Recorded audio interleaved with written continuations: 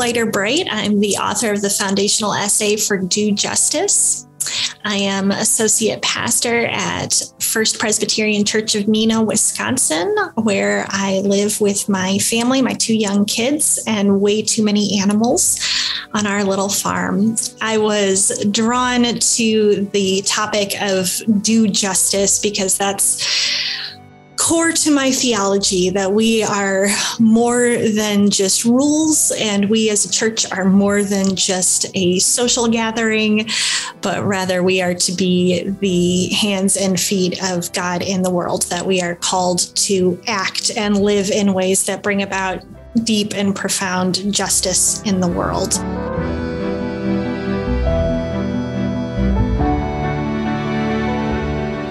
So our fourth and final aspect is to do the work, to embody with our lives this pursuit of justice, to not hide behind easy Band-Aid fixes to deep societal need. And I think sometimes we get caught up in the idea that this has to take a really grand shape, that it has to be an overhauling of the justice system or a wholesale fixing of the economic injustices that cause homelessness, that cause human trafficking, things of that nature. And I think sometimes that becomes almost a shield to hide behind, that if we know we can't do the biggest thing, then we really don't have to do much of anything.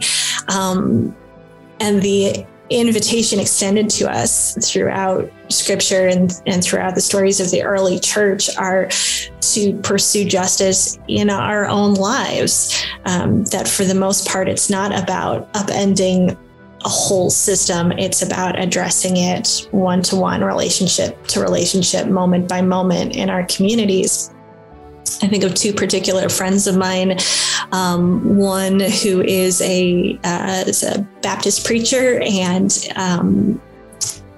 fabulous, incredibly busy person with a bunch of kids and a huge church and a ton of responsibilities. And a couple of years back, he had his car stolen by a few teenagers, and they caught the kids that did it, and they have been in juvenile detention ever since. And this friend of mine committed, he goes every single week to visit those kids without fail.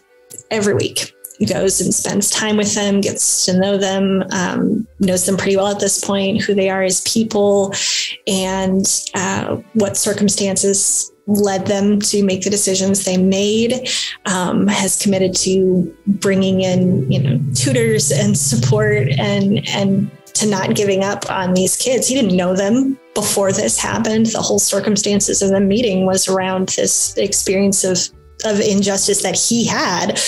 And yet he sees the way in which it would be so easy for these kids to become statistics and a part of the massive, intractable problem of mass incarceration in this country, and isn't going to let that happen if he can do anything about it. And it's been humbling and inspiring to watch that experience for him, what it means to give up his precious little free time to commit to a sense of justice that goes deeper than, well, you broke the rules, so therefore this is your fate, whether or not the rules are fair. Another dear friend of mine is a survivor of sexual assault. She could easily be a statistic in that capacity, and has chosen to commit the pretty large chunk of her time to restorative justice work. So she goes into men's prisons as a part of this program and shares her story, her experience, which is a vulnerable and risky thing to do for her personally. And she tells this story, and then she listens and invites these men who are also statistics in their own way to become deeply human, to share their own stories and journeys, to be vulnerable together. And in that space, you know, at the end of the day, she walks out that door, they stay where they are.